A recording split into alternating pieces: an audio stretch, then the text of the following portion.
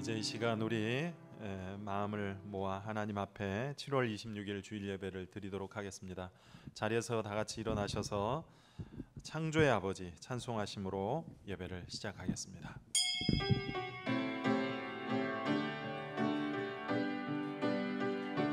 주 영광 역임하사 열방량의 그 빛 비추소서. 주의 얼굴 구할 때 주의 향기 머무소서. 주 영광 역임하사 열방량의 그 빛 비추소서. 주의 얼굴 구할 때 주의 향기 머무소서. 주의 집에 사는 자들은 복이 있나니 그들이 항상 주를 찬송하리이다. 주의 궁정에서의 한 날이 다른 곳에서의 첫날보다 나은즉 악인의 장막에 사는 것보다 내 하나님의 성전 문지기로 있는 것이 좋사오니 만군의 여호와여 주께 의지하는 자는 복이 있나이다. 아멘. 살아계신 하나님 아버지, 흩어져 살던 주의 백성들이 거룩한 날을 기억하여 이 시간 성전에 나와 높으신 주님의 이름을 찬양하며 경배합니다. 어려움 중에도 주의 전에 오늘도 변함없이 나와 예배드릴 수 있음이 또한 주의 은혜임을 고백합니다. 혼란과 두려움 가운데 살고 또 바쁘고 피곤하게 살아왔던 우리의 삶을 뒤로하고 이 시간 하나님께서 부어주실 은혜를 사모하여 주께 집중할 때 예비하신 은혜와 복을 우리의 마음에 허락하여 주시옵소서. 주의 크신 위로와 또 우리를 강건케 하시고 담대하게 하시며 새롭게 하시는 그 은혜를 누리게 도와주시옵소서. 우리 주 예수 그리스도의 이름으로 기원하옵나이다. 아멘.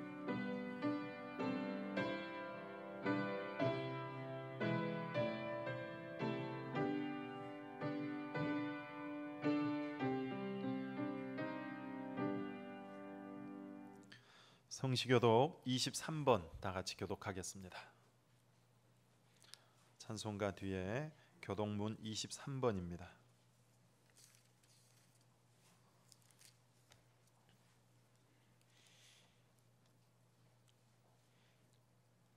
하나님이여 나를 판단하시되 경건하지 아니한 나라에 대하여 내 송사를 변호하시며 주는 나의 힘이 되신 하나님이시거늘 어찌하여 나를 버리셨나이까. 주의 빛과 주의 진리를 보내시어 나를 인도하시고 그런즉 내가 하나님의 제단에 나아가 나의 큰 기쁨의 하나님께 이르리이다.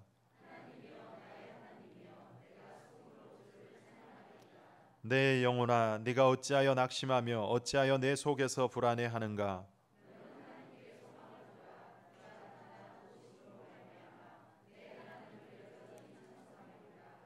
아멘.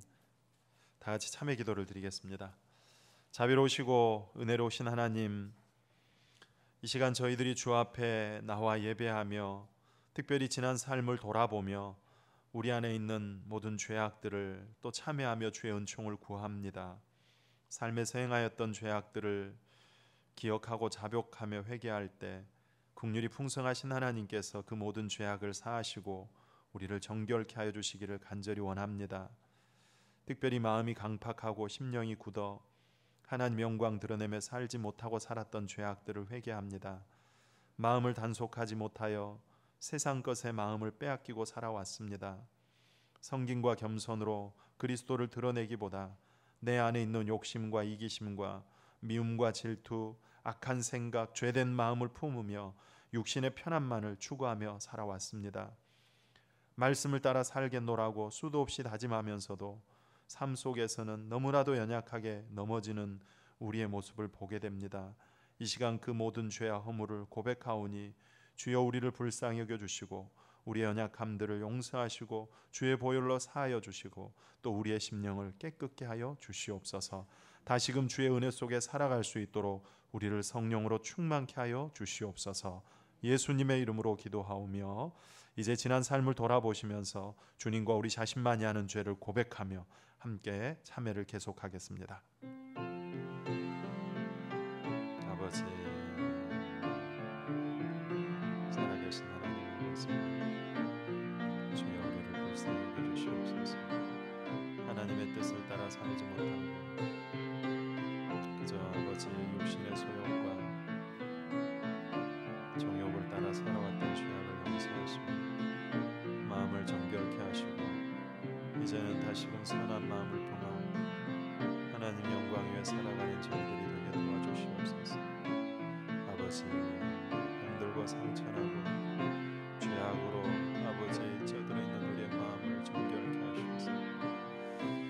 주님, 이제는 세상을 살리고 주의 영광을 드러내는 선한 믿음의 도구로 살게 해주시옵소서. 하나님, 우리의 마음과 생각을 다스려 주시옵소서.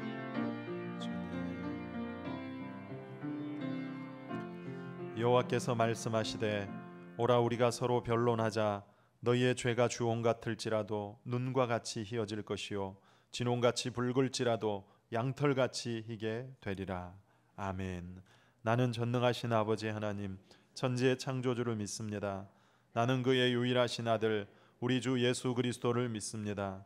그는 성령으로 잉태되어 동정녀 마리아에게서 나시고 본디오 빌라도에게 고난을 받아 십자가에 못 박혀 죽으시고 장사된 지 사흘 만에 죽은 자 가운데서 다시 살아나셨으며 하늘에 오르시어 전능하신 아버지 하나님 우편에 앉아 계시다가 거기로부터 살아있는 자와 죽은 자를 심판하러 오십니다.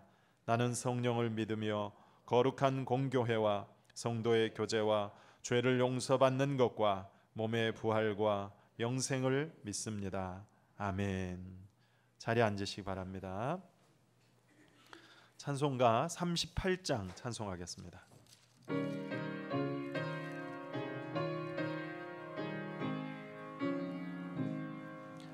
예수 우리 왕이여 이곳에 오소서.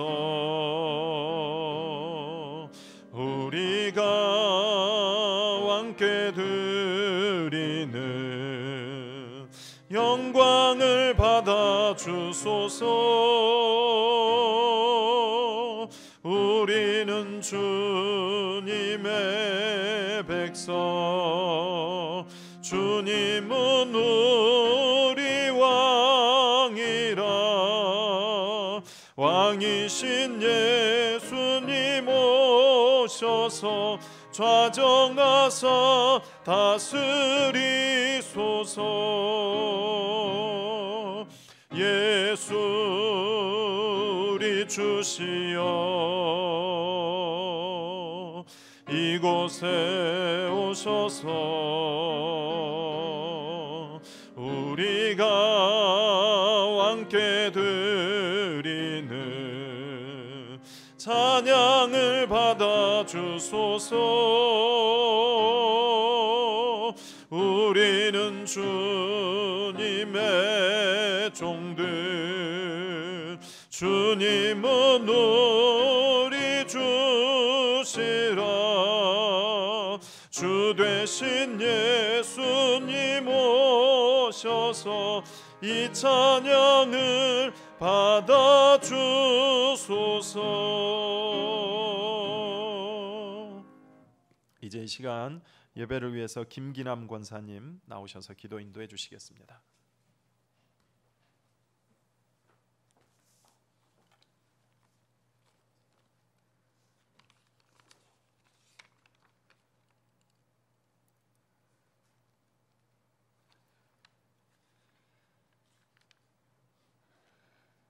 하나님 아버지의 사랑하심을 입은 형제 자매들과 함께 예배의 자리에 불러주신 주님께 감사드립니다. 우리 삶의 주인 되신 주님께 우리 마음과 생각을 다 맡깁니다. 오늘 예배의 온전한 주인 되신 주님께 영광과 감사를 드리며 상반기에 채워주신 은혜를 하반기에는 더 풍성하게 허락하여 주셔서 주님 명령처럼 범사의 기뻐함과 감사함을 고백하며 쉬지 않고 기도하는 자녀들 되게 하여 주세요. 너희는 빛이라고 하신 아버지, 빛의 자녀로서 어둠에 거하지 않게 하시고 어둠에 빛을 던지는 아름다운 영혼들이 되게 하여 주시기 원합니다.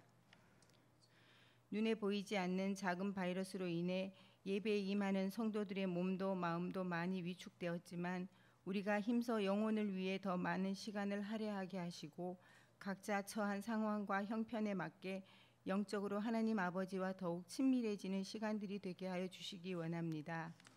하나님 아버지께서 보시기에 아름다운 신앙인이 되게 하시고 주님 안에서 풍성한 삶을 살아가게 하옵소서. 교회에 또한 여름 행사가 준비되어 있습니다. 모든 여건을 주님께 맡깁니다. 주께서 주관하여 주셔서 주님 영광 받으시기에 합당하게 하옵소서. 수고하는 선생님들의 손길과 마음이 어린 영혼들에게 닿게 하시고 빛이 되게 하사 은혜의 시간, 감동의 시간이 되게 하여 주시옵소서. 너희는 빛이라 하신 주님, 오늘도 생명의 말씀을 들고 강단에 서신 정성광 목사님 위에 권능의 말씀으로 임재하셔서 성도들의 마음에는 빛으로 임하여 주시고 어두운 세상에서 더듬으며 가지 않고 주님 손잡고 강하고 담대한 마음으로 성큼성큼 걸어갈 수 있게 하여 주시기 원합니다. 온전한 저희의 예배를 기쁘게 받아주시고 빛이 되는 자녀로 살아가게 하옵소서. 범사의 하나님 아버지께 감사와 영광을 돌립니다. 감사하며 거룩하신 주 예수 그리스도의 이름으로 기도드립니다. 아멘.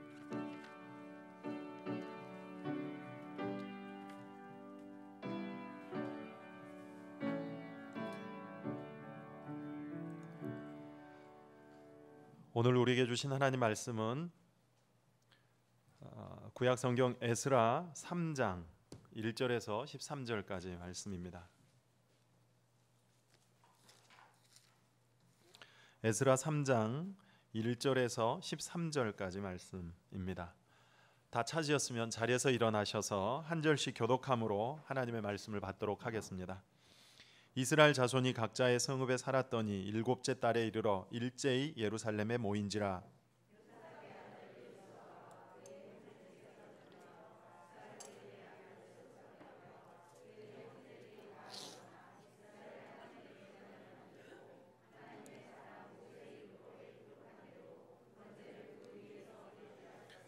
무리가 모든 나라 백성을 두려워하여 제단을 그 터에 세우고 그 위에서 아침 저녁으로 여호와께 번제를 드리며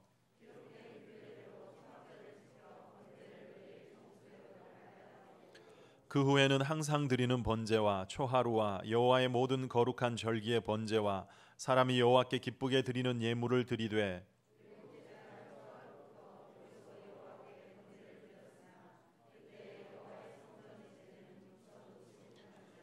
이에 석수와 목수에게 돈을 주고 또 시돈 사람과 두로 사람에게 먹을 것과 마실 것과 기름을 주고 바사왕 고레스의 명령대로 백향목을 레바논에서 요빠 해변까지 운송하게 하였더라.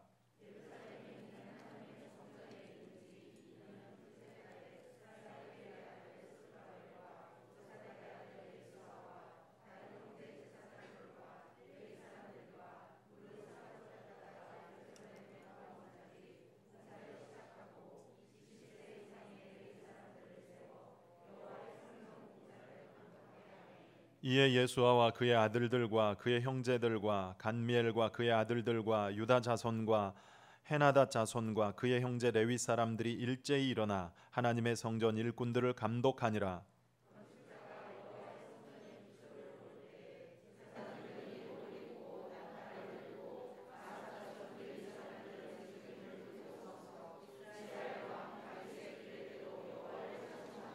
찬양으로 화답하며 여호와께 감사하여 이르되 주는 지극히 선하심으로 그의 인자하심이 이스라엘에게 영원하시도다 하니 모든 백성이 여호와의 성전 기초가 놓임을 보고 여호와를 찬송하며 큰 소리로 즐거이 부르며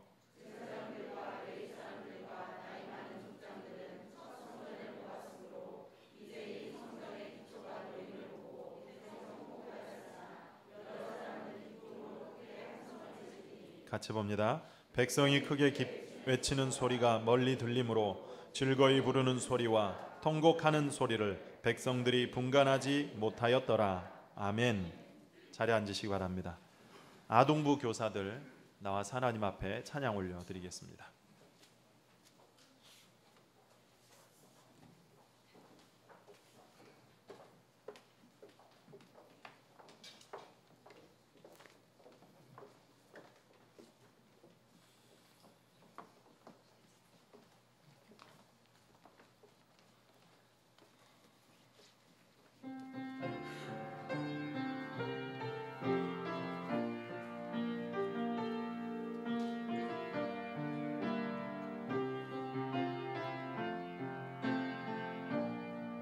주님 내가 여기 있어요.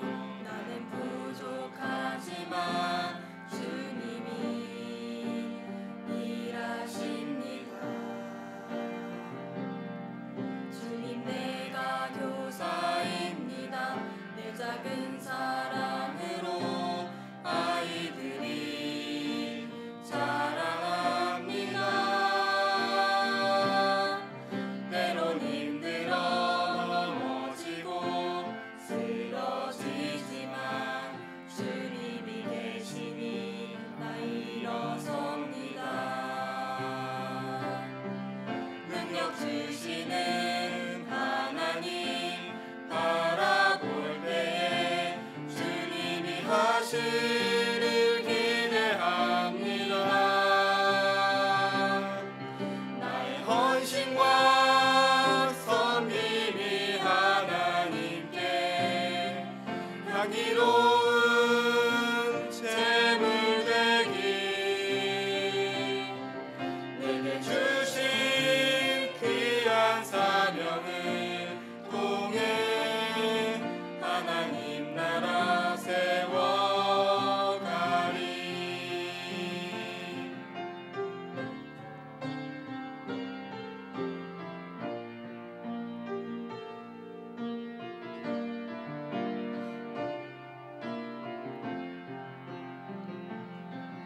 때론 힘들어 넘어지고 쓰러지지만 주님이 계시니 나 일어섭니다.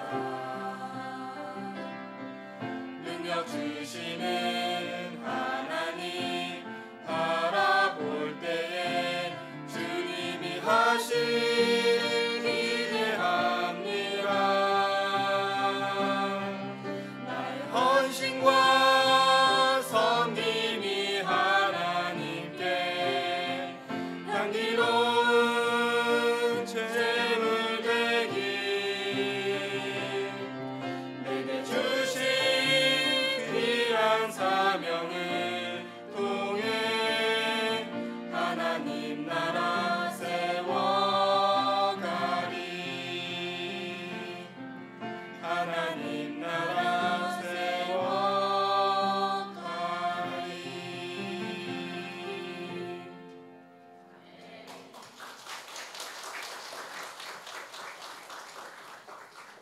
찬양 감사합니다. 이제 또 여름 성경학교를 앞두고 이제 부득이하게 주일날 예배 시간을 통해서 4주간 동안 성경학교를 계획하고 있습니다. 또 이제 수고할 유치부는 지금 진행 중에 있긴 하지만 교회 학교 교사들을 위해서 격려하고 축복하는 박수를 한번 하겠습니다. 오늘은 말씀 나누기 전에 먼저 함께 찬송을 한 곡 부르고 말씀을 나누도록 하겠습니다. 주께와 엎드려 경배드립니다. 예배드림이 기쁨입니다. 자리에서 일어나셔서 한번 하나님 앞에 찬양하도록 하겠습니다. 다 같이 찬양합니다. 주께와 엎드려 경배드립니다. 주 계신 곳은 기쁨 나는 무엇과도 누구와도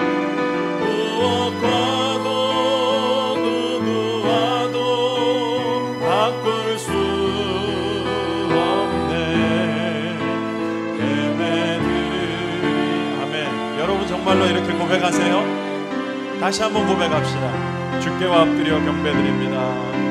주께와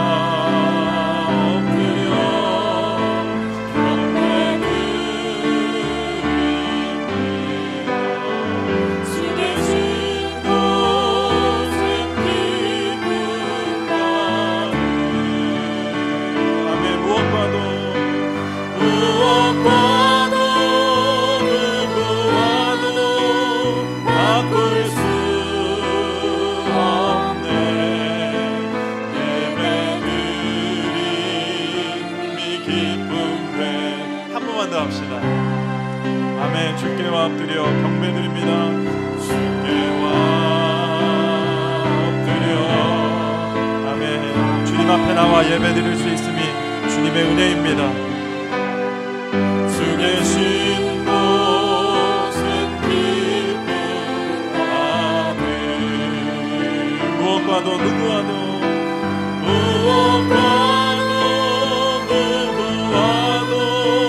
바꿀 수 없네.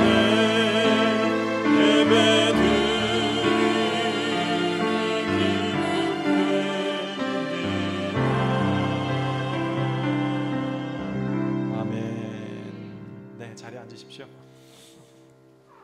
이 시간 우리의 예배를 기뻐 받으실 줄 믿습니다. 자, 이제 오늘 계속해서 읽은 말씀은 바벨론에서 포로로 돌아온 그 귀한 민들의 이야기입니다. 에스라, 느헤미야 그러면 포로에서 귀환한 이야기고, 그것과 함께 항상 기억해야 될 말씀이 시편 126편. 우리가 시온의 포로에서 그 돌아올 때 우리는 꿈꾸는 것 같았도다. 이 말씀을 꼭 좀 기억하시고 보시면 되겠습니다. 지난주 2장에는 포로에서 돌아온 1차 포로 귀환자들의 명단이 쭉 나왔었고, 오늘은 이제 그들이 돌아와서 가장 먼저 한 일을 기록해 놓고 있으면서 우리 삶에 있어서 우리에게도 가장 먼저 해야 될 일, 가장 우선해야 될 일이 무엇인지를 잘 가르쳐주고 있습니다. 여러분 가지고 계신 성경에 보시면 요즘 뭐 성경에가 다 이제 그 컬러로 색깔도 돼 있고 또 단락도 나눠져 있고 그러잖아요. 여러분 본문이 3장에 보면 아마 단락이 두 단락으로 나누어져 있을 것이고, 그 단락 위에 소제목이 색깔로 이제 그 붙어 있죠. 뭐라고 돼 있습니까? 앞 단락에는 비로소 여호와께 번제를 드리다, 예배 드렸다는 것이고, 그 다음에 뒷 단락은 성전 건축을 시작하다, 말 그대로 무너진 이제 예루살렘 성전을 재건하는 일을 시작했다는 것입니다. 두 가지예요. 예배 드렸다, 성전 건축했다. 이게 사실 그들의 삶의 핵심이고 승리하는 비결이었습니다. 70년 만에, 물론 이제 그 BC 586년에 바벨론에게 망하지만 그 이전에 605년에 이미 바벨론의 1차 침공 때 벌써 포로로 끌려간 사람들이 있었습니다. 그러니까 최소 50년 만에 이제 고향 땅으로 돌아왔다면, 돌아와서 그들이 가장 먼저 할 일이 뭐겠습니까? 자신들의 집터는 어디고 땅은 어디고 가족은 누가 남았는지 족보도 찾고 땅도 찾고 재산도 찾고 해야 될 일이 많았을 거잖아요. 그러나 그런 개인적인 일보다 가장 먼저 한 일은 제단을 쌓고 절기를 지켜 예배를 드리고, 그리고 무너진 하나님의 성전터를 찾고 그 성전을 다시 세우는 일이었습니다. 이것은 굉장히 중요한 가르침을 우리에게 줍니다. 우리 삶에 있어서 우선순위, 우선해야 될 일, 우리 삶의 구심점이 뭐가 돼야 되는지를 분명히 가르쳐 줍니다. 그게 뭐라고요? 예배 중심, 성전 중심. 두 가지예요. 예배 중심, 성전 중심. 오늘은 제가 이거를 좀 강조하려고 그래요. 그래서 이제 이거를 여러 가지 이야기들로 풀어낼 때 여러분의 귀에 들려지는 말씀 속에서 하나님의 음성을 좀 들으셨으면 좋겠습니다. 저는 유대인들에게 꼭 배워야 될 점이 하나 있다면 바로 이 점이라고 봅니다. 예배 중심, 성전 중심. 그들은 절기가 되면, 그러니까 명절이 되면 항상 성전을 찾았습니다. 우리는 명절에 어디 가죠? 고향을 찾고 부모 형제를 찾잖아요. 우리는 혈연 중심이기 때문에 그렇습니다. 그러나 이스라엘은, 유대인들은 신앙 중심이에요. 그래서 특별한 날이 되면, 명절이 되면 언제나 성전부터 찾았습니다. 가족이 모여서 항상 무엇부터 해요? 예배부터 드립니다. 그래서 그들은 안식일이 시작되는 금요일 이제 저녁이 되면 온 가족이 함께 모여서 먼저 예배를 드리고 만찬을 나눕니다. 그게 이제 샤밧, 안식일의 시작이에요. 예배가 시작이고 중심이에요. 그들의 삶 자체가 신앙 중심이기 때문입니다. 저는 이게 우리 성도들이 승리하는 비결이라고 확신합니다. 에스라 첫 시간에도 말씀드렸듯이 성도에게 있어서 예배보다 우선된 신앙의 가치는 없습니다. 예배를 등한시하고 절대로 믿음이 좋다고 말할 수 없습니다. 예배를 등한시하고 그래도 뭐 나는 집에서 성경 읽는데, 그래도 나는 집에서 기도 생활 하는데, 여러분 예배 없이 결코 온전한 신앙을 세울 수가 없습니다. 최고의 우선순위고 최고의 신앙의 가치는 예배입니다. 그래서 성도는 예배의 생명을 걸어야 됩니다. 왜 제가 설교를 시작하면서 무엇과도 누구와도 바꿀 수 없네, 예배 드림이 기쁨 됩니다, 찬양 불렀는지 아시겠죠? 창세기 8장에 보면 노아가 홍수 심판으로 이제 방주에서 지내다가 물이 빠지고 땅이 말라 방주에서 나온 이야기가 8장에 나옵니다. 그 방주 속에서 창세기 그 수요예배 때 강의 들으셨던 분들은 잘 아시겠지만 방주 속에서 얼마 동안 있었을까요? 1년하고도 17일을 방주 속에서 지냈습니다. 그런데 그 방주 안은 호화 유람선, 천국 같은 곳이 결코 아니었다 그랬죠. 생각해 보십시오. 1년 17일 동안 노아의 8식구 매일 똑같은 사람 얼굴 봐야 되죠. 매일 똑같은 음식을 먹고 살아야 되고, 또 그 방주 안에는 함께 탄 새들, 짐승들 밤낮 가리지 않고 울어댔을 것이고, 그러니 그 소음은 또 얼마나 심했겠습니까? 밤이면 다 조용히 자는 거 아니잖아요. 그렇게 매일 새와 짐승의 울음소리를 들어야 되는 것도 고역이었을 것이고, 또 그 많은 짐승들에게 매일 먹이를 날라야 됐고, 또 그것들이 싸는 오물들, 그 오물의 역겨움, 그것을 치워야 되는 고역. 그러니까 1년 17일 동안 방주 안은 환상의 유람선, 지상 낙원이 아니었을 것입니다. 시끄럽고 냄새나고 어수선한 혼란과 혼돈과 고통의 자리였을 것입니다. 그도 그럴 것이, 방주가 길이가 150m예요. 그리고 너비가 30m, 높이가 15m예요. 그런데 문제는 창문이 하나도 없습니다.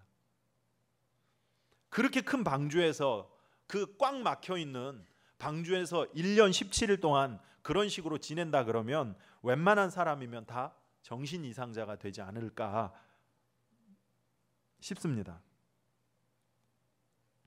아마 감옥 같은 곳이었을 거라고 봅니다. 나오면 다 정신과 치료부터 받아야 되지 않을까. 그런데 희한한 것은 그런 고통과 그 다음에 혼돈의 방주에서 1년 17일을 살다가 나온 노아 가족들을 보니까 단 한 사람도 정신 이상자가 돼서 나오지 않았습니다. 그 이유가 뭐라 그랬죠? 방주의 구조에 그 비결이 있다 그랬습니다. 그 큰 방주가 꽉 막혀 있는, 사방으로 꽉 막혀 창문이 없지만 단 하나, 어디에가 있어요? 정중앙 천장에 유일하게 중앙 사방으로 한 큐빗이니까 약 한 지름이 1m 정도 되는 창문이 딱 하나 있었습니다. 다시 말해서 방주는 옆으로 세상을 볼 수 있는 창문은 없었고, 대신 어디를 보는 거예요? 하늘을 보고 하나님을 보는 창문만 유일하게 뚫려 있었습니다. 만약에 방주에 창문이 옆에 나 있어가지고 노아 식구들이 답답하고 괴로울 때 창문 열고 밖에 쳐다보면서 옛날 생각 잠기면 그들은 아마 1년 17일을 못 버텼을 것입니다. 그러나 눈을 들어 하나님을 볼 때, 하나님만을 바라볼 때 사실 모든 해답이 하나님에게 있잖아요. 왜 우리가 이런 방주 안에서 이 고생을 하고 살아야 되는지, 왜 그래야만 하는지 하나님 보니까 답을 얻어요. 이게 하나님의 명령이고 약속이잖아요. 즉 위로 난 창문을 통해서 매일 하나님을 바라보면서 그의 뜻을 확인하고 약속과 명령을 되새기면서 견디고 이길 수 있었던 것입니다. 이게 사실은 노아 가족을 향한 하나님의 훈련이었습니다. 어떤 훈련? 하나님 바라보는 훈련. 고통의 삶 속에서 날마다 위를 바라보게 하심으로 하나님만 바라보는 믿음의 시선을 체질화시키기 위한 하나님의 훈련이었다는 겁니다. 왜 이게 중요합니까? 그게 내 믿음을 지키는 비결이고 승리하는 비결이기 때문입니다. 그래서 하나님이 쓰시는 사람들을 보면 하나님만 바라보는 사람 철저히 그렇게 만드셨습니다. 노아도 그렇게 훈련시키신 후에 그가 아담 이후 다 세상을 쓸어버리고 인류의 두 번째 시조가 되잖아요. 새 역사의 주인공이 되었습니다. 모세 보세요.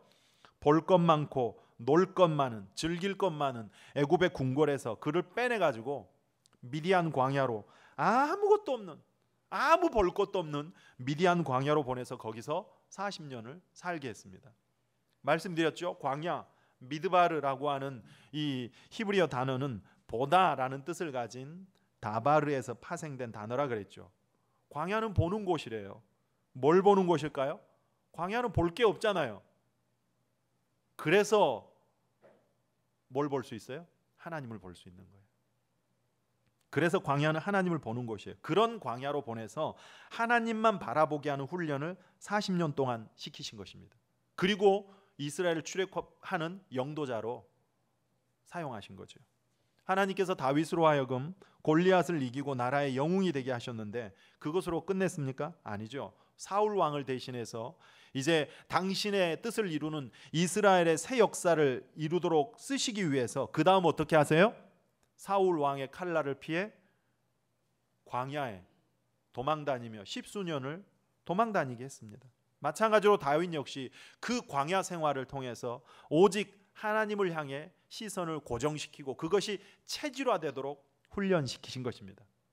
신약의 사도 바울도 마찬가지예요. 믿는 자들을 잡아 핍박하기 위해서 다메섹으로 가던 중 길 한가운데서 예수님을 만나죠. 빛 가운데. 그 빛을 보고 눈이 멀게 되어 3일 동안 앞을 보지 못하다가 다메섹에 가서 아나니아 선지자의 기도로 눈을 뜹니다.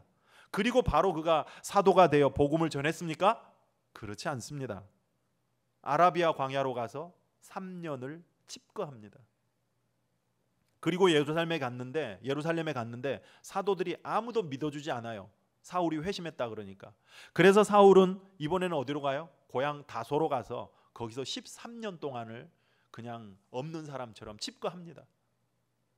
말하자면 하나님은 사울을 회심시키시고 16년 동안을 사울로 하여금 하나님만 바라보게 하는 훈련을 시키신 것입니다. 그렇게 하고 위대한 사도로 쓰신 거예요.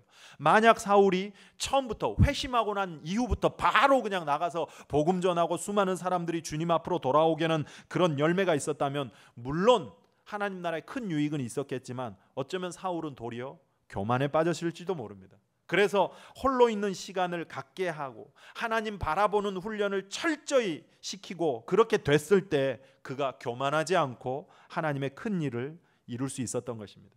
이처럼 하나님의 큰 일을 이루는 새 역사의 주인공으로 쓰임받았던 사람들을 보면 철저히 하나님만 바라보게 하는 훈련을 먼저 시키신 것입니다. 여러분 지금 내 삶의 상황이 광야와 같이 볼 것 없고 의지할 것 없는 그런 광야와 같은 상황에 처한 분들 계세요? 하나님께서 나를 훈련하시는구나. 새 역사의 주인공으로 쓰시려나 보다. 기대감을 갖고 이겨내십시오. 예수님께서 이 땅에 오셔서 공생애를 시작하시기 전에 광야에서 역시 40일을 금식하며 기도하시잖아요. 그 광야에서 예수님 역시 40일 동안 하나님을 향한 고정된 시선을 가지시고 공적인 생애를 비로소 시작하셨다면 하물며 우리야 두말할 나위가 있겠습니까? 훈련해야 됩니다. 그도 그럴 것이 여러분 지금 우리 눈을 하나님께 고정하지 못하게 하는 것들이 얼마나 많습니까? 고통스러운 환경은 말할 것도 없고 우리 주변에 보면 재밌는 것들 볼거리, 즐길거리 얼마나 많습니까? 우리의 마음을 빼앗고 시선을 빼앗는 것들이 얼마나 많습니까? 그렇게 우리의 시선을 빼앗고 마음을 빼앗는 것들이 많은 세상에 살면서 그 시선을 놓치지 않고 항상 하나님 바라보고 사는 것, 바꿔 말하면 항상 하나님 의식하며 사는 것, 그것이 이 땅을 승리하는 비결입니다. 그 훈련이 바로 뭘까요? 예배입니다. 그래서 예배가 중요해요. 예배는 하나님께 주목하는 시간이죠. 예배는 하나님께 집중하는 시간입니다. 노아가 그렇게 해서 방주에서 나왔어요. 그 답답한 방주에서 1년 17일 동안 지내다가 나왔습니다. 자, 훈련돼서 나왔죠. 여러분 1년 17일 만에 그 답답하고 미칠 것 같은 그 공간에서 방주에서 나왔어요. 그러면 제일 먼저 뭐부터 하고 싶겠습니까? 1년 17일 제한된 속에 살았잖아요. 그 안에 무슨 편의시설이 있습니까? 매일 짐승들 소리 똑같은 소리 듣고 똑같은 것 먹고 중노동을 하면서 살았어요. 그렇다면 나와서 제일 먼저 뭘 하고 싶겠어요? 창세기 8장 18절에 보니까 노아가 그 아들들과 그의 아내와 그 며느리들과 함께 나왔고 땅 위의 동물 곧 모든 짐승 모든 기는 것과 모든 새도 그 종류들의 방주에서 나왔더라. 나왔죠. 20절 노아가 여호와께 제단을 쌓고 나오고 나서 제일 먼저 뭐가 나와요? 제단을 쌓았대요. 예배부터 드렸다는 것입니다.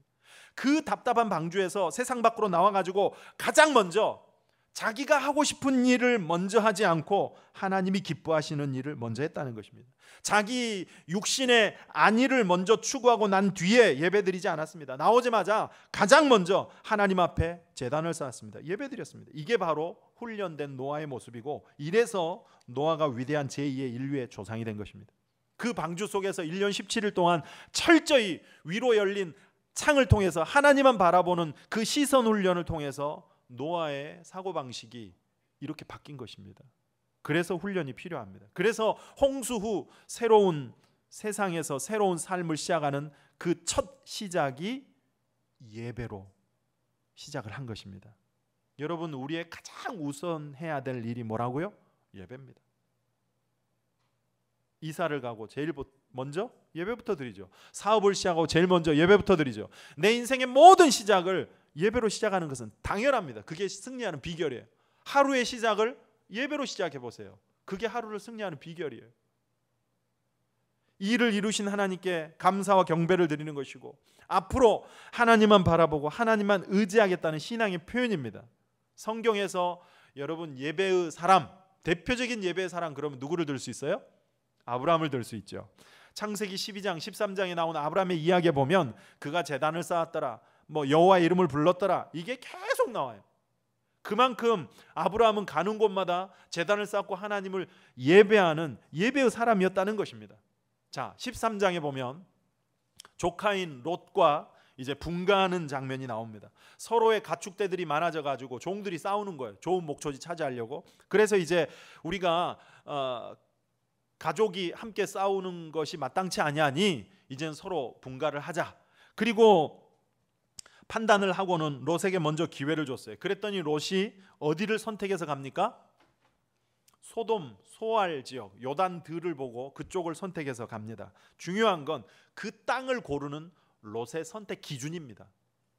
창세기 13장 10절에 보니까 이에 롯이 눈을 들어 요단 지역을 바라본즉 소알까지 온 땅에 물이 넉넉하니 여호와께서 소돔과 고모라를 멸하시기 전이었으므로 여호와의 동산 같고 애굽 땅과 같았더라. 그러므로 롯이 요단 온 지역을 택하고 동으로 옮기니 그들이 서로 떠난지라. 여러분, 롯의 보는 기준은 뭐였습니까? 눈에 보기에 좋은 곳, 내 눈에 보기에 좋은 곳, 물이 넉넉한 곳, 여호와의 동산 같고 애굽 땅과 같은 곳, 우리식으로 말하면 학군 좋고 그 다음에 편의시설 잘 갖춰져 있고 살기 편하고 계속 집값이 오를 곳, 그런 곳을 택한 겁니다. 거기로 가면 내 신앙이 어떻게 될 것인가, 신앙에 대한 고려는 전혀 하지 않은 선택이고 결정이었습니다. 여러분, 우리가 착각하는 게요, 요단 지역을 보면서 그 땅이 얼마나 멋져 보였는지 뭐과 같다 그랬어요? 여호와의 동산 같고 애굽 땅과 같대요. 애굽은 그때 당시에 그 나일강 유역이 얼마나 비옥한 땅입니까? 그러니까 그 문명이 거기서 시작이 되고 아주 그 번성한 곳이죠. 그런 애국과 같았대요. 그리고 여호와의 동산, 에덴 동산 같대요. 그러나 이거는 틀린 말입니다. 그러니까 뭐가 틀리냐면 에덴 동산과 애굽의 땅은 절대로 같을 수가 없습니다. 에덴 동산이 하나님 나라의 모형이라면 당시에 애굽은 그야말로 세상의 상징이에요. 세상의 상징이에요. 절대로 애굽과 에덴 동산을 동일선상에 놓고 비교할 수가 없습니다. 그런데 롯은 단지 그 요단들의 외형적인, 눈에 보이는 외형적인 풍요로움만 보고는 애굽 땅 같고 여호와의 동산 같다고 동일시했습니다. 그러니까 여러분, 우리가 정말 하나님을 목표로 하지 않고 살면요, 세상과 하나님을 동일시합니다. 무슨 얘기냐면 세상에서 보기에 더 커지고 더 많아지고 내 뜻대로 뭔가 착착 이루어지기만 하면 그것이 다 하나님의 축복이고 은혜인 줄 착각합니다. 세상에서의 번영이 목표기 때문에 그렇습니다. 이런 사람은 세상에서 잘 되기만 하면 그것은 무조건 하나님의 축복이라고 착각합니다. 롯이 그런 착각 속에 빠져 있는 거예요. 그런데 보세요, 가서 진짜로 에덴 동산 같은 복을 누리고 살았습니까? 축복 속에 살았습니까? 아니에요. 죄악의 한복판에 살았죠. 그리고 결국 그 땅은 유황불로 심판받고 말잖아요. 롯은 자기 재산 다 잃고 자기 아내 잃고 간신히 두 딸과 목숨만 가지고 살아나오잖아요. 세상에서 잘 되고 더 커지고 많아지고 유명해지고 부유해져서 그것이 하나님의 축복이고 은혜인 줄 알았는데 도리어 그래서 더 하나님과 멀어지고 그 인생이 망한 사람 많습니다. 롯 여호와의 동상인 줄 알았어요. 그러나 그 땅에 가서 망하잖아요. 여러분 잘 분별해야 돼요. 세상에서의 그 번성이, 세상에서의 번영이, 성공이 꼭 하나님의 축복이 아니라 어쩌면 나를 무너뜨리기 위한 마귀의 달콤한 유혹일 수도 있음을 잘 분별해야 됩니다. 기준이 잘못된 거죠. 그런데 아브라함은 어땠어요? 조카 롯을 그렇게 먼저 보내고 그 다음 아브라함 차례예요. 어디를 택했을까요? 아브라함은 창세기 13장 14절에 보니까 롯이 아브라함을 떠난 후에 떠났죠. 이제 롯은 세상을 목적 삼아 갔습니다. 그랬더니 보세요. 여호와께서 아브라함에게 이르시되 너는 눈을 들어 너 있는 곳에서 북쪽과 남쪽 그리고 동쪽과 서쪽을 바라보라. 롯이 떠나자 하나님께서 나타나셔서 이제 그에게 말씀하세요. 15절 보이는 땅을 내가 너와 네 자손에게 주리니 영원히 이르리라. 아브라함에게 지금 복을 주시는 그런 모습이에요. 자, 17절 너는 일어나 그 땅을 종과 횡으로 두루 다녀보라. 내가 그것을 내게 주리라. 뭐라고 하시는 거예요? 아브라함아 일어나서 눈을 들어 한번 봐.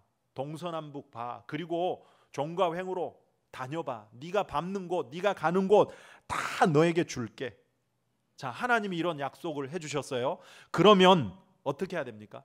이때부터 아브라함은 한 걸음이라도 더 멀리 가야 되잖아요. 자기가 다니는 땅이 다 자기 것이 되게 해준다 그러니까 해야 되잖아요. 그 톨스토이의 이야기의 욕심쟁이 빠흠처럼 막 죽자 사자 가야 되잖아요. 밟는 땅 다 내게 된다고 하니까. 18절 자, 그럼 아브라함이 어떻게 했느냐. 18절 이에 아브라함이 장막을 옮겨 헤브론에 있는 마므레 상수리 수풀에 이르러 거주하며 거기서 여호와를 위하여 제단을 쌓았더라. 어디로 갔어요? 이에 헤브론으로 갔고 그랬죠. 거기서 뭐 했다고요? 여호와를 위하여 제단을 쌓았대요. 아마 생각나실 거예요. 헤브론 무슨 뜻이라 그랬어요? 교제하다 그랬죠. 교제하다. 헤브론 마므레 상수리 수풀. 마므레는 사람 이름이기도 하고 지명이기도 해요. 그런데 그 뜻은 뭐냐면 강하다, 열렬하다, 뜨겁다 그런 뜻입니다. 그러니까 아브라함이 장막을 옮겨 하나님의 그 축복의 약속을 받고 나서는 한 걸음이라도 더 멀리 더 많이 걷고 가야 되는데 그런 때 아브라함은 어디를 택해서 갔다고요? 헤브론 마므레 뜨겁게 교제하는 자리로 갔다는 거예요. 그리고 거기서 여호와를 위하여 제단을 쌓았더라. 그러니까 이 구절을 바꾸면 어떻게 돼요? 이에 아브라함은 하나님과 뜨겁게 교제하는 자리를 선택하고 거기서 하나님께 예배드렸더라. 이게 되는 겁니다. 다시 말해서 아브라함은 절대로 세상의 우선순위를 두고 사는 사람이 아니었다는 얘기예요. 예배가 우선이고 하나님과 교제가 우선이고 다시 말하면 그 인생에 언제나 하나님이 우선인 사람이었다는 것입니다. 하나님께서 네가 다니는 땅 너에게 줄게 그랬을 때 그랬다면 나한테 주시겠다는 땅이 어딜까? 이만큼인가? 저만큼인가? 이만큼 주세요 저만큼 주세요. 만약에 세상의 번영이 목표였다면 그랬겠지만 아브라함은 그것이 목표가 아니었습니다. 그래서 자신이 차지할 땅 확인하는 것이 아니라 하나님께서 주시겠다고 약속하신 그 약속을 받을 수 있는 사람이 되게끔 먼저 자기를 믿음의 사람으로 훈련하는 만드는 일에 힘썼던 것입니다. 그래서 하나님과 교제하는 자리, 예배하는 자리 헤브론 마므레로 간 것입니다. 이게 아브라함의 믿음의 모습입니다. 이런 아브라함을 통해서 믿음의 조상 삼으신 것은 당연하지 않겠습니까?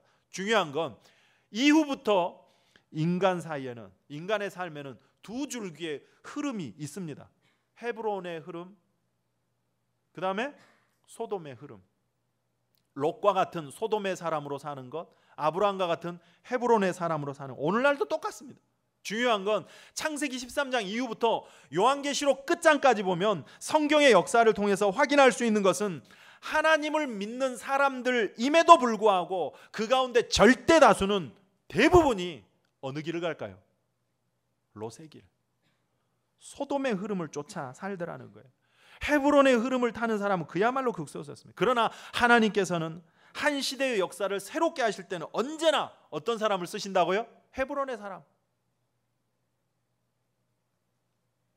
지금 당장에는 세상을 목표로 하고 세상에서의 번영이 목표고 소돔의 사람으로 사는 것이 당장 성공한 것 같고 더 큰 집에서 더 많은 것을 누리고 살 수 있는 것처럼 보이지만 결국 그것은 허망하게 끝나고 만다는 거예요. 헤브론의 사람이 사는 길입니다. 하나님과 열렬히 교제하는 그 헤브론의 흐름에 있는 사람만이 세상의 역사를 새롭게 하는 주인공들이 되는 것입니다. 언제나 세상이 목표가 아닌 하나님과의 교제의 자리, 예배의 자리가 여러분의 삶에 가장 힘써야 될 일임을 절대로 잊지 마시길 바랍니다. 오늘 본문이 바로 이제 이것을 여실히 보여주고 있는 거예요. 1절에 보니까 이스라엘 자손이 각자의 성읍에 살았더니 일곱째 달에 이르러 일제히 예루살렘에 모인지라. 자, 일곱째 달이란 돌아온 지 7번째 달이 아니라 그 해의 7째 달이에요. 그러니까 7월이죠. 7월. 물론 이스라엘에게 있어서 종교록으로 이 7월은 우리가 지내는 태양력으로는 약 9월에서 10월에 해당합니다. 이때 포로에서 돌아와 가지고 각자 성읍에 살던 사람들이 예루살렘에 모였다는 거예요. 이 7월이 이스라엘의 민간력으로 보면 참 의미가 있는 달입니다. 새해를 시작하는 1월에 1월. 이 7월에 나팔절, 속죄일, 초막절 이런 중요한 이스라엘의 절기들이 다 있습니다. 그러니까 다시 말하면 7월은 이스라엘에게 있어서 하나님을 예배하는 모든 예배가 다 모여 있는 달이다. 그런 뜻입니다. 나팔절 7월 1일이죠. 1월. 그러니까 민간적으로 1월이라 그랬잖아요. 그러니까 7월 1일은 1월 1일과 같아요. 그때 나팔을 불어 새해의 시작을 알리는 절기고, 속죄일 10일이 되면 7월 10일 그때는 속죄일인데 그때는 대제사장이 이제 피를 가지고 지성소에 1년에 딱 한 번 들어가는 날이에요. 거기에 들어가 가지고 백성들의 죄를 이제 중보하는, 속죄하는 그날입니다. 초막절 15일이 되면 초막절이에요. 초막절이 뭐죠?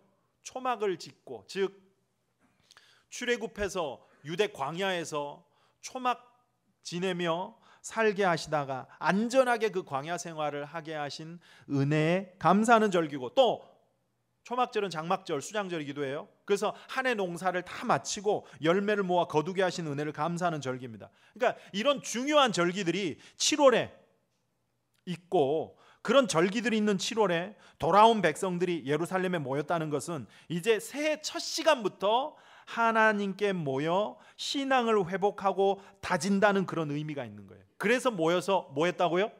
제단을 세우고 번제를 드렸다 그랬죠. 예배를 드렸다는 것입니다. 예배드리기 시작했다는 것입니다. 그리고 그들의 신앙의 구심점이 되는 성전을 재건하기 위한 준비에 착수하게 되고, 그리고 이듬해 2월부터 이제 드디어 성전의 기초를 놓는 착공식이 이루어지는데, 후반부에 보시면 그 모습을 본 레위 사람들과 나이든 많은 족장들이 대성통곡을 합니다.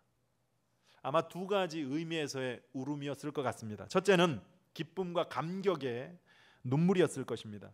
무너진 그 성전이 다시 재건된다는 것, 그는 상상도 못했을 것입니다. 포로에서 돌아오는 것도 꿈꾸는 것 같다 그랬잖아요. 꿈도 꾸지 못하는 일이었을 거예요. 그런데 무너진 성전이 다시 세워진다? 그 성전 착공식을 딱 하는 걸 보니까 막 울컥이는 거예요. 야, 진짜 안 될 줄 알았던 이 일이 내 눈앞에 벌어지니, 다시 성전이 세워지니, 그래서 감격의 눈물을 흘렸을 것이고, 또 하나는 반대로 안타까움과 죄스러움의 눈물이었을 거예요. 12절에 보시면 제사장과 레위 사람들과 나이 많은 족장들은 첫 성전을 보았으므로 그랬죠. 첫 성전, 이게 뭐죠?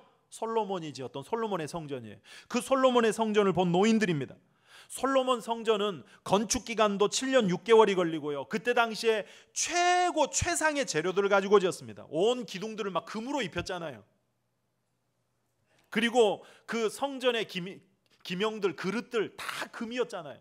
그리고 레바논의 가장 좋은 백향목들이며 최고의 재료들을 써서 지었습니다. 그런데 그에 비하면 지금 짓는 이 성전은 학개서 같은 데 보면 솔로몬 성전에 비해 너무너무 보잘것없다고 그렇게 밝히고 있거든요. 사람들 보기에. 그러니 과거 솔로몬의 그 성전을 본 노인네들이 볼 때 마음이 좋을 리가 없잖아요.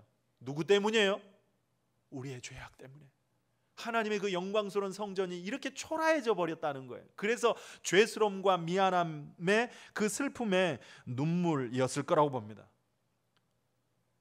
그러나 그럼에도 불구하고 어쨌든 성전을 바라보는 그들의 마음에 꿈도 꾸지 못했던 놀라운 일을 이루신 하나님의 그 은혜에 대한 감격이 살아나고 또 죄스러움에 대한 회개의 눈물이 난다고 한다면 저는 성전 그 자체가, 다시 말하면 성전을 쳐다보는 그 자체가 그들에게 축복이라고 봅니다.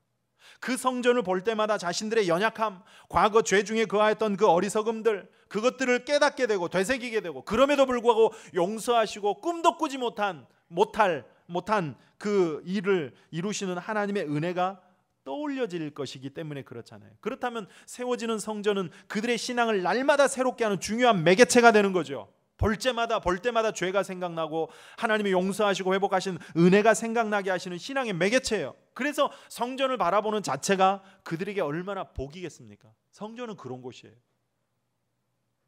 다윗이 시편 27편 4절에 보니까 내가 여호와께 바라는 한 가지 일 그것을 구하리니 곧 내가 내 평생에 여호와의 집에 살면서 여호와의 아름다움을 바라보며 그의 성전에서 사모하는 그것이라. 이거는 어거스틴이 평생토록 붙들고 기도했던 세 가지 기도 중 한 구절입니다. 내가 여호와께 바라는 한 가지 일 그것을 구하리니 곧 내가 내 평생에 여호와의 집에 살면서 여호와의 아름다움을 바라보고 그의 성전에서 사모하는 것이라. 여러분 성전을 가까이 하면 사십시오. 이것이 다윗 인생의 승리의 비결이었습니다. 그런데 그렇게 성전이 중요해서 성전을 이제 먼저 지으려고 하는데 그 전에 7월에 모여가지고 무엇부터 했다고요? 제단을 쌓고 예배부터 드렸다는 거예요. 본문 2절에 보니까 요사닥의 아들 예수아와 그의 형제 제사장들과 스알델의 아들 스룹바벨과 그의 형제들이 다 일어나 이스라엘 하나님의 제단을 만들고 하나님의 사람 모세의 율법에 기록한 대로 번제를 그 위에 드리려 할세. 제단을 만들고 뭐 하려고? 번제 드리려고, 예배 드리려고. 그 일을 위해 영적 지도자인 예수와 그 다음에 정치적인 왕족인 스룹바벨 힘을 합쳐 일어났대요. 그래서 이제 실제로 3절부터 보시면 아침 저녁으로 번제를 드리고 그리고 초막절을 지키고 5절에도 보시면 항상 드리는 번제, 상번제라 그러죠. 그리고 초하루, 월삭이라 그러죠. 여호와의 모든 거룩한 절기와 번제와 사람이 여호와께 기쁘게 드리는 예물을 드리되, 그러니까 계속 예배를 드렸다는 거예요. 계속 예배 드렸다는 거예요. 철저히 예배 드렸다는 거예요. 상번제, 매일 드리는 번제, 절기 예배, 초하루, 월사까지 예배 드려야 되는 모든 날 예배를 드렸다는 것입니다. 이게 이제 예배 훈련이에요. 여러분 이게 중요합니다. 성전 재건에 앞서서, 즉 건물로서의 성전 재건보다도 예배를 통한 하나님과의 관계 회복이 우선됐다는 것입니다. 다시 말하면 그들의 첫 번째 관심사, 우선순위가 바로 하나님과의 관계 회복이요 곧 예배의 회복이었다는 것입니다. 왜 이게 중요하냐? 여러분 하나님의 길을 향한 모든 회복은 곧 예배의 회복으로부터 시작되기 때문입니다. 예배의 회복이 없이 하나님의 은혜를 기대하지 마십시오. 여호와의 길을 향한 모든 회복은 결국 예배의 회복으로부터 시작됩니다. 예레미야 33장 10절 한번 보세요.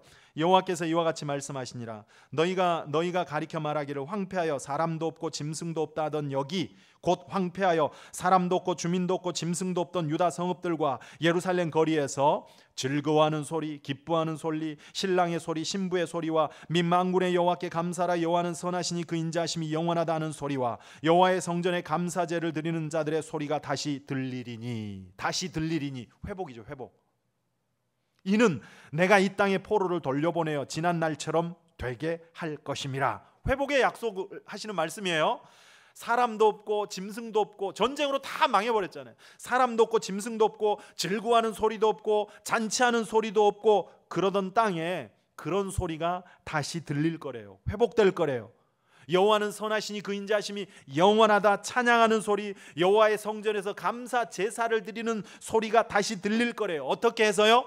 포로에서 다시 돌아오게 함으로 너희들을 통해서 다시 그날이 돌아오게 할 거래요. 옛날처럼 되게 할 거래요.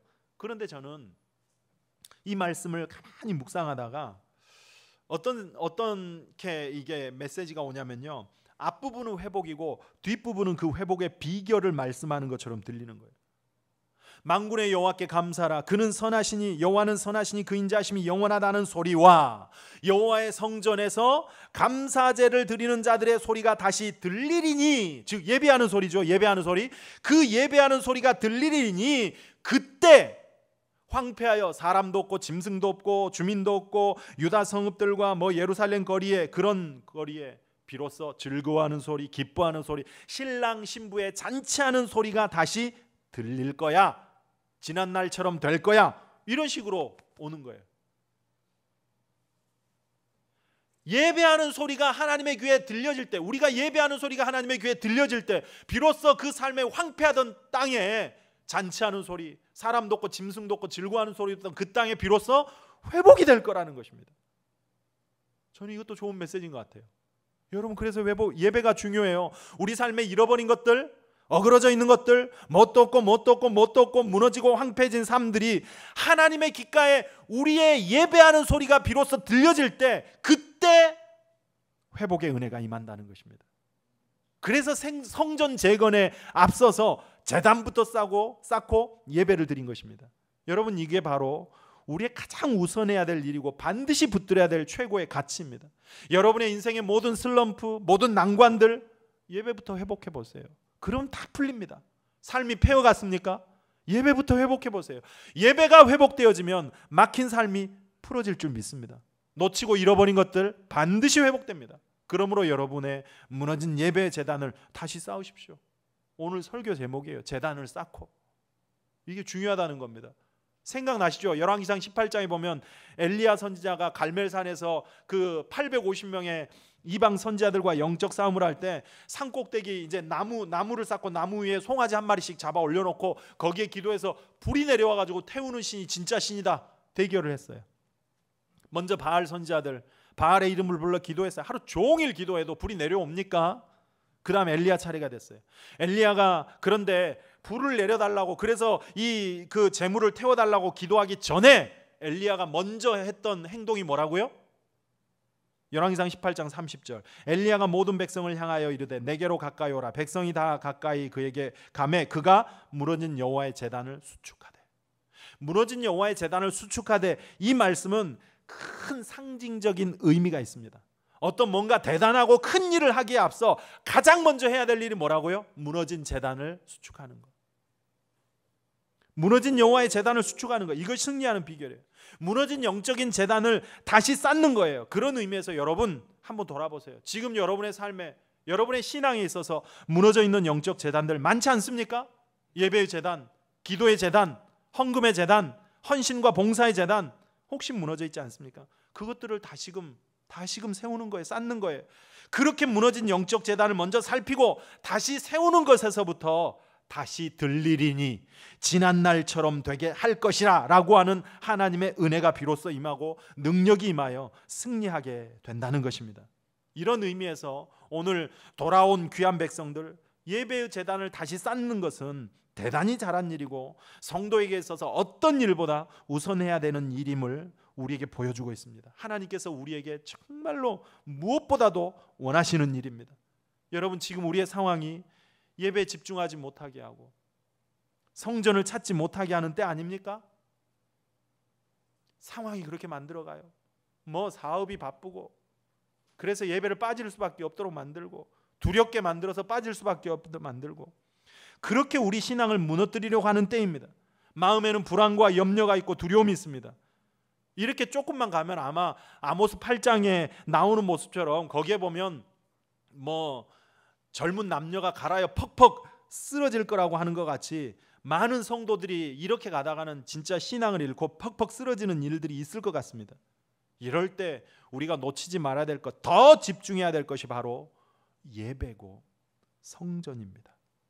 본문 3절에 보니까 무리가 모든 나라 백성을 두려워하여 그랬습니다. 자, 70년 만에 돌아왔을 때 그 예루살렘은 비어있는 땅이 아니었죠. 이미 누군가가 와서 터를 잡고 살고 있었습니다. 그들을 몰아내야 되는데 두려운 거예요. 왜냐하면 돌아온 이스라엘 숫자는 얼마 안 되잖아요. 터 잡고 살고 있는 그들은 훨씬 많아요. 그리고 그 이스라엘에 대하여 굉장히 큰 배타심을 가지고 있었습니다. 게다가 이스라엘로 이 돌아온 포로 귀환민들은 돌아온 지 얼마 되지 않다 보니까 정착을 위한 기반도 갖추고 있지 못했습니다. 그러니 뭐 그들이 그런 상태에서 군사적 공격을 해온다 그러면 뭐 큰 해를 입을 것은 뻔하잖아요. 그래서 두려웠습니다. 그럼에도 불구하고 아니 그렇기 때문에 제단을 그 터에 세우고 그 위에 아침 저녁으로 여호와께 번제를 드리며 그 기록된 대로 3절에 그러죠. 4절에 초막절을 지켜 번제를 매일 정수대로 날마다 드리고, 그러니까 두려움에도 불구하고 아니 두렵기 때문에 오히려 저는 더 그렇게 해야 된다고 봅니다. 2차 대전 때 연합군 전투기 중에 가장 많은 적기를 격추시킨 전투기 조종사에게 물었대요. 어떻게 그렇게 많은 적군 전투기를 격추시킬 수 있었습니까? 두렵지 않았습니까? 이렇게 물어보니까 조종사가 했던 말이 왜 안 두려웠겠습니까? 그러나 용기는 두려움이 없는 것이 아니라 그럼에도 불구하고 포기하지 않는 것이 용기입니다. 그랬다는 거예요. 여러분 멋진 말 아니에요? 용기는 내 안에 두려움이 없는 게 아니죠. 그 두려움이 있음에도 불구하고 포기하지 않는 거 맞는 것 같아요. 왜 안 두렵겠습니까? 두려움 없는 사람이 어디 있습니까? 인간은 보니까 다 똑같더라고요. 보는 것도 똑같고 생각하는 것도 다 똑같아요. 느끼는 것도 똑같아요. 아픈 것은 아프고요. 두려울 때는 다 두렵게 느껴요. 그러나 그럼에도 불구하고 포기하지 않는 것, 그게 용기고 담대함이라는 것입니다. 포로에서 돌아온 이스라엘 백성들 돌아왔어요. 뭔가 해보려고 했지만 이미 그 땅을 점령하고 있던 사람들이 있어서 두려웠어요. 그러나 포기하지 않았다는 것입니다. 이런 용기가 저는 사실을 예배를 통해서 임한다고 봅니다. 그래서 더 예배에 집중했던 것입니다. 그래서 오늘 말씀을 통해서 우리는 예배의 힘이 뭔가를 알 수 있는데, 첫째는 하나님 한 분만을 바라보게 하는 것, 그게 예배고, 둘째 그래서 두려움에서 벗어나게 되는 것, 이게 예배라고 말씀드릴 수 있습니다. 물론 첫째, 둘째가 연장된 메시지죠. 예배 제대로 드리게 되면 하나님께 집중하게 돼서 결국 내 삶에 임한 모든 두려움을 이기게 만든다는 것입니다. 그러므로 삶을 능력 있게 살아가는 비결이 되는 것이죠. 그게 예배예요. 그래서 예배가 중요해요. 그래서 예배에 힘을 쏟아대요. 첫째, 예배는 하나님 한 분만을 바라보는 것이고 바라보게 하는 것입니다. 청년연합 집회가 있었는데 거기에 설교를 맡았던 강사 목사님 이야기예요. 그 집회 주최 측에서 강사 목사님께 이제 전화를 걸어가지고 순서니 만들어야 되니까 목사님 이 집회에 설교 본문하고 제목이 뭡니까? 이렇게 이제 물었어요. 그랬더니 그 강사 목사님이 본문은 시편 23편, 제목은 여호와는 나의 목자시니 그랬어요. 본문은 시편 23편 전체고 제목은 여호와는 나의 목자시니 이랬어요. 그랬더니 그 전화 통화를 받은 주최 측 청년이 본문은 23편 전체니까 뭐 1절부터 6절까지 하면 되고 제목은 여호와는 나의 목자시니 이게 딱 끝나지 않잖아요. 그 다음에 뭡니까? 이렇게 물었대요. 그랬더니 강사 목사님이 아니 뭐가 더 필요해요? 그랬대요. 그래서 이 청년이 알았습니다 하고 끊었는데 집회날 가가지고 이제 순서지에 딱 봤더니 본문 시편 23편 1절에서 6절 제목 여호와는 나의 목자시니 뭐가 더 필요해요? 이렇게 제목을 해놨더라는 거예요. 그런데 이 제목이 너무 은혜가 되더라는 거예요. 여호와는 나의 목자시니 뭐가 더 필요해요? 이게 정답이라는 거예요. 그렇지 않습니까? 여호와가 나의 목자가 되신다 그러면 진짜 여러분 뭐가 더 필요하겠습니까? 다윗이 그랬죠. 그래서 내 인생에 부족함이 없으리로다 고백하잖아요. 사실 자기 인생을 돌아보면 부족함 투성이 아니었습니까? 하지만 여호와가 나의 목자가 되어 주시니 사망의 골짜기를 다녀도 뭐 원수들의 목전에 선다 할지라도 그때마다 나를 안위해 주셨대요. 보호해 주셨대요. 그래서 부족함이 없었노라고 고백하잖아요. 여러분 예배는요 목자 되신 여호와를 보게 만드는 거예요. 그래서 둘째 두려움을 이기게 하는 거예요. 왜 우리가 두려워합니까? 두렵게 하는 상황을 보니까 그렇죠. 두렵게 만드는 환경에 우리의 시선을 뺏기고 마음을 빼앗겨서 아닙니까? 베드로가 풍랑이는 바다 위를 걸어오신 예수님 보고 예수님 나로 걸으라고 하소서. 그래 걸어. 그랬더니 걸었어요. 그러다 갑자기 베드로의 눈이 예수님을 향하여 걷다가 바람을 보고 풍랑을 보고 바다를 보니까 퐁당 빠져버렸죠. 두려움에 사로잡혀서 빠져버렸습니다. 역대하 20장에 보면 남유다 4대 왕 여호사밧의 유명한 기도가 나옵니다. 모압, 암몬, 마온의 연합군이 그야말로 바다의 모래 같은 대군사를 이끌고 공격을 해와요. 얼마나 두려웠겠어요. 그때 여호사밧이 했던 일이 뭐냐면 역대하 20장 3절, 여호사밧이 두려워하여, 두렵죠? 두려워하여 여호와께로 낯을 향하여 간구하고 온 유다 백성에게 금식하라 공포하고, 어떻게 했다고요? 낯을 여호와께로 향했대요. 그 적군 보지 않겠다는, 나를 두렵게 만드는 환경 보지 않겠다는 거예요. 하나님 보겠다는 거죠. 주만 보겠다는 거예요. 여러분, 내 삶의 정황을 보고 형편을 보면 그야말로 우리는 두려움에 사로잡힙니다. 그런 것들이 얼마나 많습니까? 우리를 두렵게 만드는 환경들, 그런 상황들이 얼마나 많습니까? 지금 코로나도 그렇잖아요. 이 상황만 보면 걱정이고 두려움이에요. 이럴 때 우리는 어떻게 해야 돼요? 더더욱 그 환경을 보는 것이 아니라 주를 바라봐야 돼요. 그래서 여호사밧이 12절에 이런 기도를 합니다. 우리 하나님이여, 그들을 징벌하지 아니하시나이까? 우리를 치러 오는 이 큰 무리를 우리가 대적할 능력이 없고 어떻게 할 줄도 알지 못하옵고 오직 주만 바라보나이다. 물론 주님만 의지하겠다는 그런 의지의 고백이지만 사실 그의 시선을 주께로만 향했다는 거예요. 상황 보지 않고 환경 보지 않겠다는 것입니다. 열왕기상 18장에 아까 그 엘리야가 그렇게 이제 무너진 제단을 딱 쌓고는 850명의 이방 선지자와 맞짱을 떠요. 통쾌한 승리를 합니다. 전혀 주눅들지 않고 그들을 다 이제 싸워 이겼습니다. 그런데 그렇게 하고 19장으로 딱 넘어가면서는 18장에서 그 엄청난 승리를 거둔 위대한 선지자 엘리야는 어디론가 사라져버리고 19장으로 딱 넘어가면 초라한 선지자의 모습으로 전락해버립니다. 아합의 부인인 이세벨이 너 오늘 날이 내일 오기 전에 너 죽일 거야 하니까 갑자기 두려움에 사로잡혀가지고 광야로 도망가서 로뎀나무에 아래 앉아가지고 하나님 나 죽여주십시오.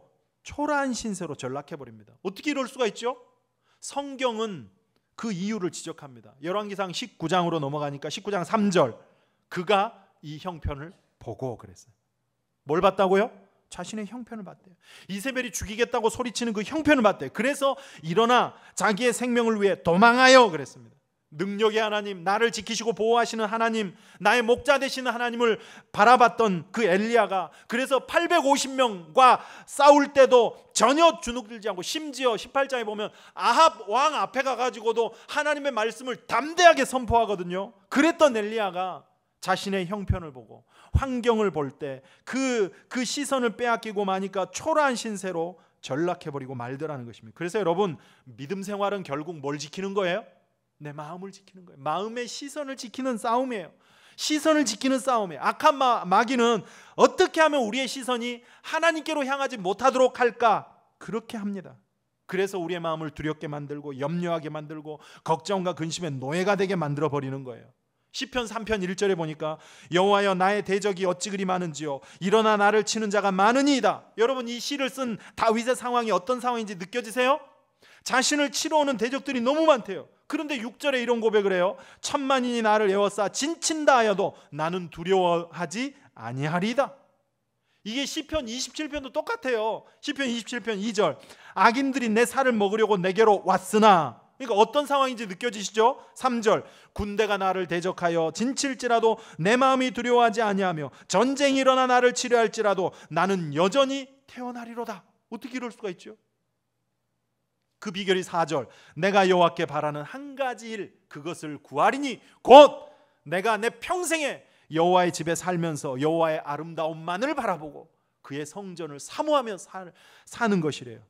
그게 비결이래요. 평생 여호와의 집에 살면서 여호와의 성전을 떠나지 않고 그의 아름다움, 선하심, 인자하심, 내게 대하여 놀라운 일을 이루신 그 하나님만을 바라보고 살겠대요.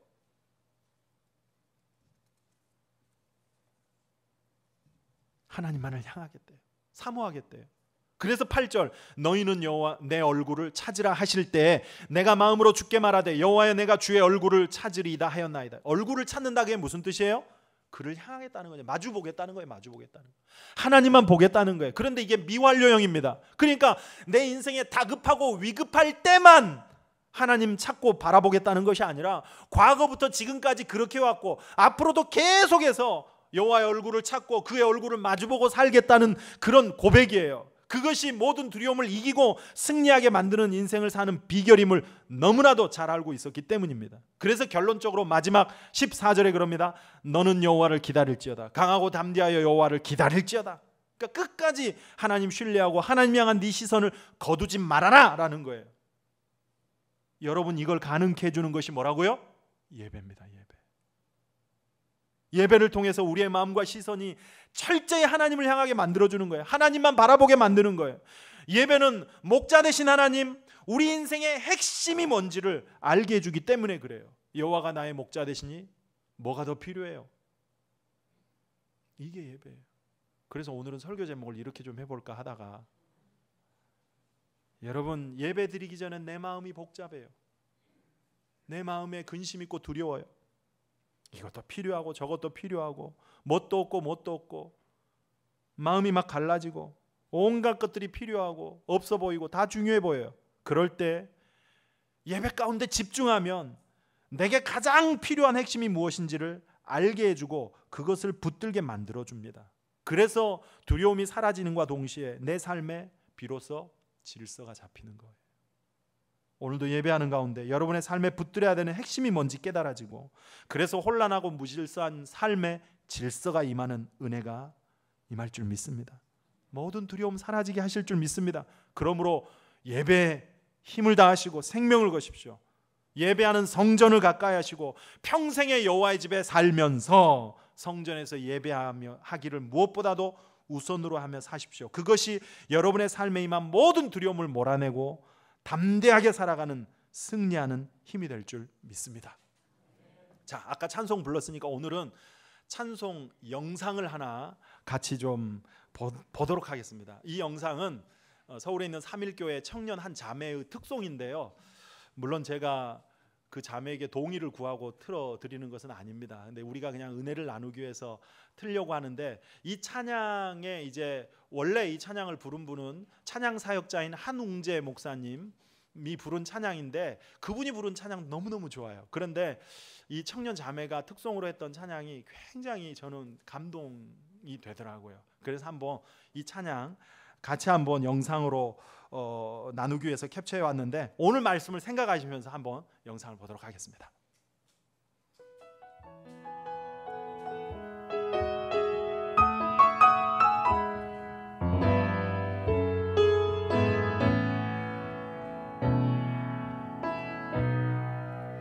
내가 여호와께 바라는 한 가지, 내 평생에 여호와의 집에 살면서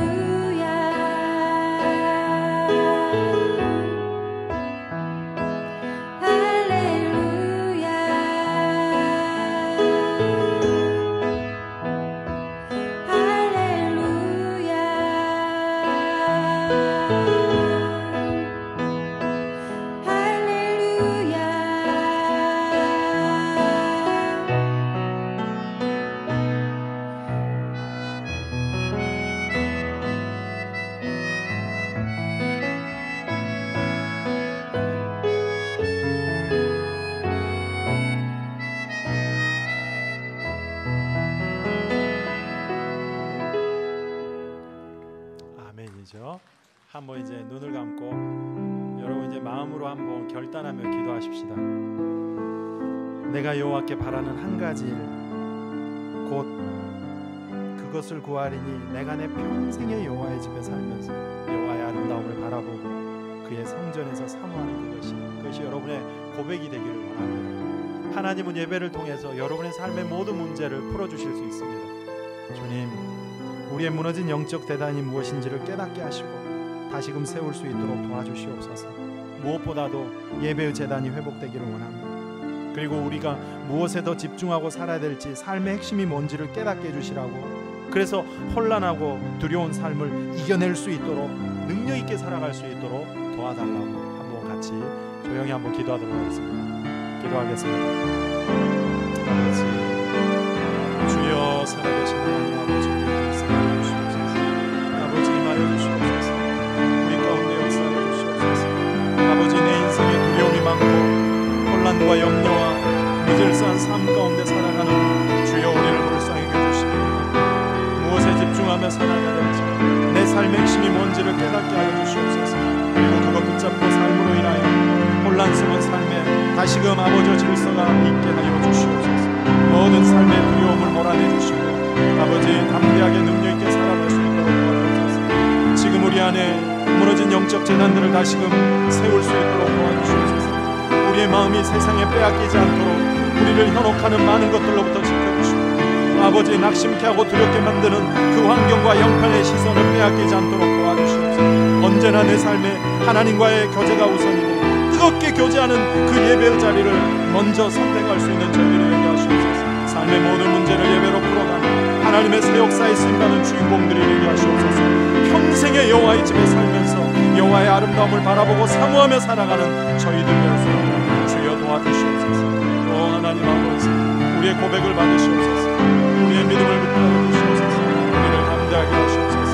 역사하여 주시옵소서. 주님 아버지, 이 시간에도 기도하는 주의 성도들, 성령의 길을 인심으로 우리를 새롭게 하여 주시옵소서. 주님 아버지, 함께하여 주시옵소서. 살아계신 아버지 하나님, 오늘 말씀을 통하여 예배 중심, 성전 중심의 삶이 우리에게 복이며 또 우리의 삶을 승리하게 만드는 힘임을 깨닫게 해주시니 감사합니다. 그렇다면 우리도 이제 우리의 무너진 영적 재단들을 다시금 쌓아 하나님 앞에 예배 중심의 삶, 또 성전 중심의 삶을 살기를 결단하며 나갈 수 있게 우리의 마음을 붙들어 주시옵소서. 무엇에 우리가 집중하며 살아야 될지, 우리의 삶에 붙들어야 될 핵심이 뭔지를 깨닫게 하여 주셔서 혼란하고 두려운 삶을 이겨내게 하시고 질서 있게 능력 있게 살아갈 수 있도록 주여 도와주시옵소서. 평생의 여호와의 집에 살면서 여호와의 아름다움을 바라보고 사모하며 살아가는 저희들이 되게 하여 주시옵소서. 우리 주 예수 그리스도의 이름으로 기도하옵나이다. 아멘. 이제 하나님 앞에 봉헌하겠습니다.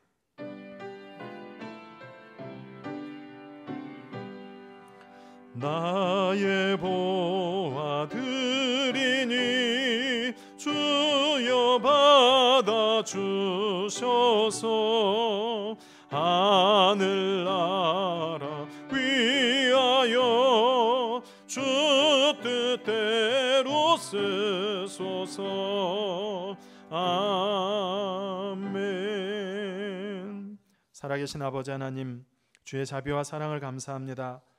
오늘도 주의 날을 기억하여 잊지 않고 주의 전에 나와 예배하게 하신 하나님 참 감사합니다.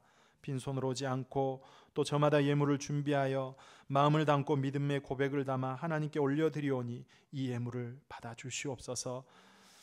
어려움 중에도 땀 흘려 일할 수 있음이 주의 은혜고 또 그 속에서 얻은 소득이 또한 주의 것이요 주의 은혜임을 고백하여 10분의 1을 고백하여 11조 예물을 드립니다. 아버지, 드려진 온전한 11조를 주께서 받으시고 저들의 삶에 만배의 복으로 채워주시옵소서. 베푸신 은혜가 귀하여 감사의 마음을 담아 감사 예물을 드린 손길도 있습니다. 아버지 하나님, 그 마음을 받으시고 저들의 삶에 감사의 제목이 떠나지 않도록 복의 복을 더하여 주시옵소서. 건축원금, 성교원금, 또 구제원금, 주정원금, 그리고 마음의 소원을 담은 1,000번째 헌금도 주께 올려드립니다. 예물이 쓰이는 곳에 주의 나라가 확장되며 하나님의 교회가 든든히 서가는 열매가 있게 하시고, 또 그 예물이 쓰일 때마다 우리의 삶의 신령한 복과 땅의 기름진 복이 채워지게 하여 주시옵소서. 우리 포도원교회를 사랑하시는 하나님, 우리 교회가 늘 아버지 하나님 살아있는 예배가 있고 살아있는 말씀이 선포되고 찬송과 기도와 아름다운 성도의 교제가 역사하는 믿음의 교회로 서가게 하여 주시옵소서. 그래서 누구든 이 교회를 통하여 죽은 영혼이 살아나고 혼란과 무질서한 삶들이 회복되며 무너져가는 가정들이 다시금 세워지는 은혜가 있게 하여 주시옵소서.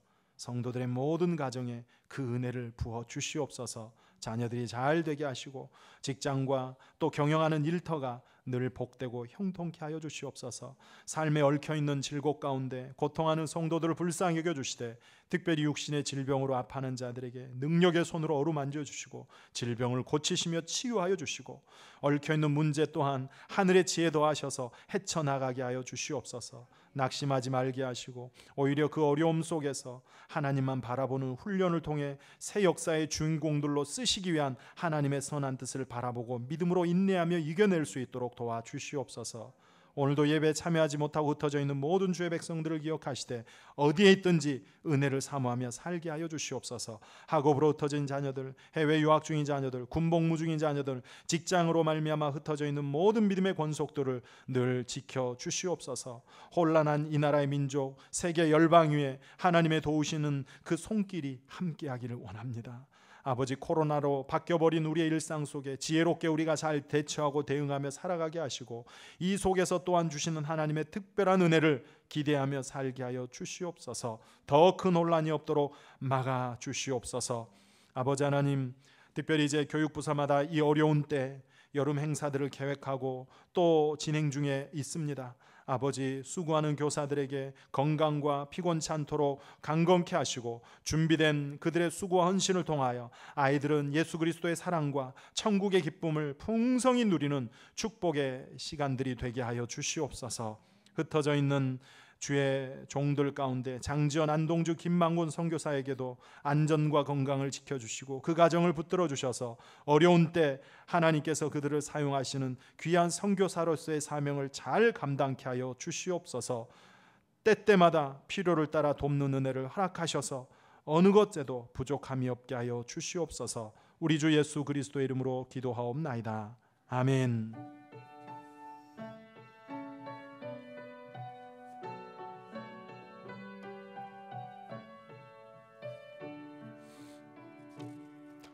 교회생활 말씀드리겠습니다. 예배 나오신 여러분들 환영하고 축복합니다.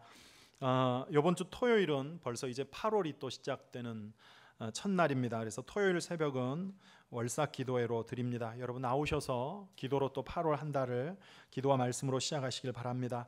어려움 중에도 각 교육부서들이 성경학교를 또 준비하고 진행 중에 있습니다. 유치부는 지금 진행 중에 있고 아동부, 청소년부, 또 대학 청년부도 순차적으로 진행을 할 예정입니다. 어려움 중에 여러분 많이 관심 갖고 또 협력도 해주시고 기도도 해주시고 격려도 해주시면 고맙겠습니다.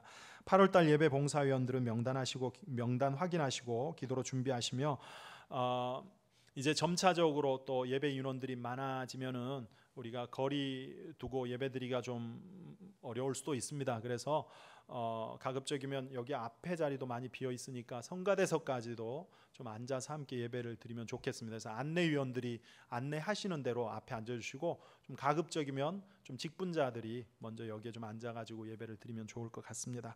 지난주에 등록하신 분을 소개해드리겠는데요. 박재병 성도님 가정입니다.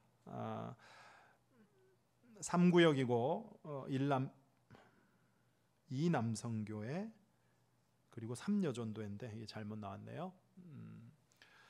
보시고 또 교회에 잘 정착할 수 있도록 관심 많이, 교제 많이 부탁드리겠습니다. 앞뒤 좌우로 인사 나누시겠습니다.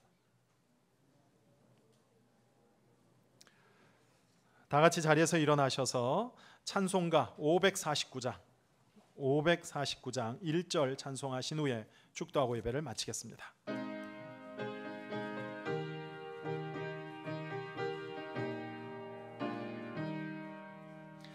내 주여 뜻대로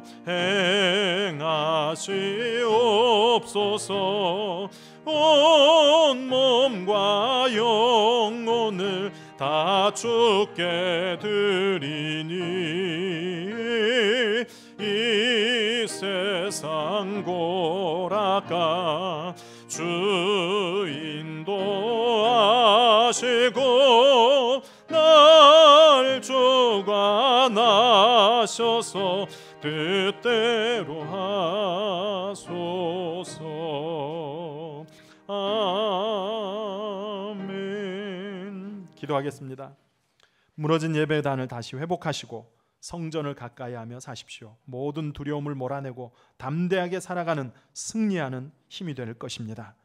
우리는 이제는 우리 주 예수 그리스도의 은혜와 하나님의 사랑과 성령의 교통하심이 내 평생의 여호와의 집에 살면서 여호와의 아름다움을 바라보고 그의 얼굴을 향하여 마주보고 살아가기를 소망하고 결단하며 나가는 모든 성도들 위해 영원토록 함께하옵시기를 간절히 축원하옵나이다. 아멘.